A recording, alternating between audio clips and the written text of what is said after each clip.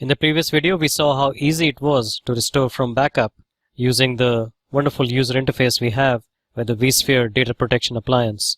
In this video, we will learn to manage replicated backups, which in my mind are one of the most powerful capabilities of this appliance. So in this video, we will define the need for replicated backups, and we will also go through in some detail the process to restore from replicated backup as well. vSphere web client, we're at the vSphere data protection appliance, the very first one that we are running on our 220 vCenter. And what we're going to do is to create replication jobs. So replication tab, replication job actions, new. It's asking us whether to choose to replicate guest images and application backups or replicated backups on this VDP. So what this means is that if this VDP has already has guest images and application backups on it, or has been backing up guest images and applications, then it can then replicate those backups. And then of course it's replicated backups, which means choose whether to replicate replicated backups. So we are choosing guest images because we have the Windows Server 2016 machine that is actually backed up on this VDP, and that's the one we want to move across to our branch site VDP. Click next. So you can try selecting the clients individually. This is the only backup job that is in place. That's the Windows Server 2016 job. We click next. We allow any kind of backup type, daily, weekly, monthly. Obviously you can change all that, or by date restrictions and maximum backups. So a lot of flexibility in exactly what you choose to replicate. I click next. I now need the IP4 or address or the host name of the second VDP. Click next, and the address is 61, and the root and the password is. I will verify the authentication, and the authentication has succeeded. So I click OK. I click next. So now I need to schedule how often the selections are replicated and what time of the day they are to be replicated. Now this is important because you don't want the replication to be happening at the same time that the sources are being backed up. So we need to make sure that the window is such for these replication of backups, so it happens after the backups have been completed. So that's what one would do in real life in a production environment.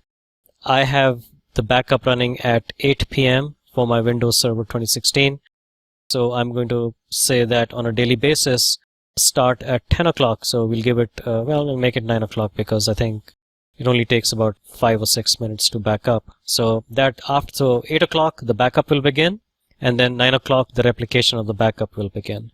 I click next, and we'll keep the current expiration for each backup so they are consistent. So if it expires on the first VDP, it will expire here as well. But obviously here you have the option of actually keeping your replicated backups off-site forever, or you can expire them after a couple of years perhaps, because you can say yearly backups expire in 2 years or something like that. So we'll just say keep the current expiration, and we click next. The replication job name from host, well, we'll call it VDP, from VDP1. I click next. Now this message keeps coming up. It is recommended to use the replicate user account for replication, and the reason is because it's not good to use root always, and the replicate user account keeps the credentials in sync with the root. So when I've changed root credentials, that'll be the replicate user credentials as well. Well, I have not done that, but that is obviously what one would do. Okay, so the destination is the second VDP. We have selected one backup. Any kind of backup that I do on that, it will be replicated, and it will be scheduled daily at 9 p.m. and I click finish, and that will create the replication job. As you can see, the replication job was created successfully. I click OK. So the name of the job, it's in enabled state. Destination is the second VDP at our branch site. It's never been run, and the next runtime is next day at 9 p.m. Only one client, and we can show the item. That's Windows Server 2016. So all looks good. Well, we have the option to replicate now, so why not? I will click on replicate now. I'm back at the replicate. I did not press the button properly because I should get this drop down, so I'm going to replicate all the sources. Okay, no job was selected. I have to select this job, and I need to replicate now, replicate all sources. And now we get the message I was looking for, which is a replication request or requests issued successfully.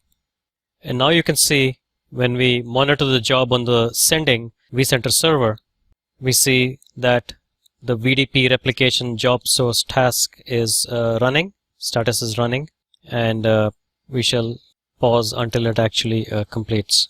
So here it is, vSphere data protection, replication task has begun. So that replication of the backup has actually started, and that's the way one configures, initiates those jobs. I think I saw about 4% complete, but we will pause the recording until it is done. Let's look at this for a few more seconds and look at the status here. It tells us the percentage. So that's 58% complete at this point in time.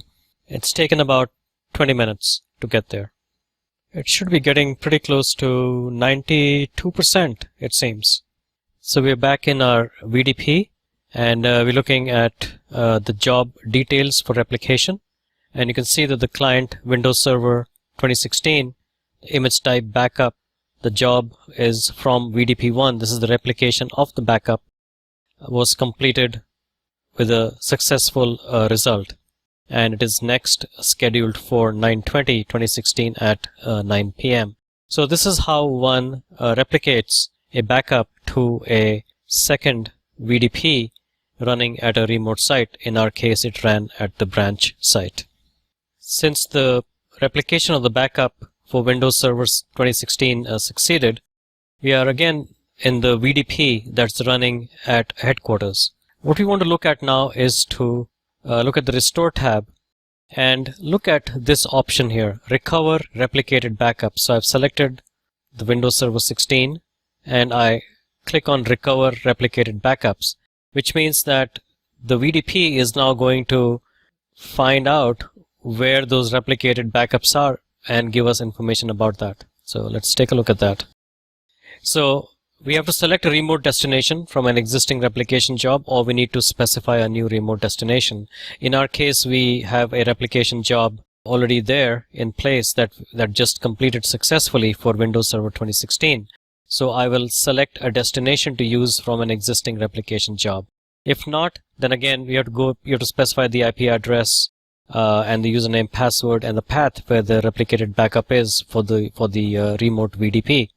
So I will select a destination from an existing job. That's the job from VDP1 that we recently completed successfully. We have to verify authentication first. And authentication has succeeded. I click OK. Now I can click on Next. Now it's loading the data of the clients that were replicated. And as you can see, the Windows Server 16 is now available at the remote site. So if I click on this twisty here and expand it, you can see it'll give us those same backups as we have available out on the headquarters site. So all those backups that were done for Windows Server 2016 have now been replicated across to the branch office. And in case anything ever happens to the backups that are at headquarters, we can restore from there. So as an example, I can click on this version. That's the latest one. I click on Next. And what it is saying is that it'll review the following selected items. Click Finish to initiate the recovery request. So basically, it's going to recover that, and we are going to click on Finish. And it is sending the recover request. So we're in the vSphere web client, and we're looking at the VDP at our branch site. When we look at the Restore tab, you see this folder called Replicate, and its backup types are replicated. When I expand this, they are from VDP 60, which is our headquarters site, and the Windows Server 2016, and these are all the backups that have been replicated to the branch server VDP. So the backup types are replicated. The same 5 that were existing on the headquarters site VDP have been replicated up here as well. Now we can restore from any one of these. So I've selected the first one, press restore, click next, and it'll load some restore options. So the new name of the machine will be this, and we will change it a little bit. We'll say Win Server 16 and then say restored from replica, and we'll choose a destination. We'll just put it in 221. That is our branch site on that server. Okay, so that's the destination. Let's look at the advanced options. I can specify what data store, but in this case there's only one data store on that 210 server, which is my branch server. And what I can say is I want it powered on, but I maybe do not want to connect the NIC. We can always go into the console, but let's not reconnect the NIC, just power it on, and we'll use that as our verification. And when I click next, it'll say one virtual machine will be restored, one will be created, and when I click finish, the restore is initiated. So what we have done is we have restored from a replicated backup at the branch server. We are restoring the Windows Server 2016 at the branch site. Now we should go into the vCenter servers. Look at 221, that's the server. Let's do a monitor, the tasks. This is the vCenter server at the branch site. And we can see that Win Server 16 restored from replica is reconfigured, and is this activity is happening. The VDP restore job is underway. So it is restoring at the branch site from a replica of the backup that was at the branch. So even if the headquarters site is down, it doesn't really matter. We've been able to restore that Win Server 16 machine at our branch site, which is the whole idea behind replicating backups. And so we are back here at the vSphere web client. I decided to check after some time as to the status of our restoration of the Windows Server 2016, and I'm in the branch office vCenter 221, and as you can see here, Windows Server 2016 restored from replica is now powered on and up and running. So basically, if you recall, the process we went through was to first set up the replication of backups from headquarters to the branch. When all that was complete, we also then created a job to restore at the 221 branch office site, and we restored from the replicas of the backups that had been copied over or replicated over to the branch office. So a very powerful way to restore at a disaster recovery site, because you really don't have to worry about too much as long as the synchronization of the backups and the synchronization of the replication of the backups is done properly.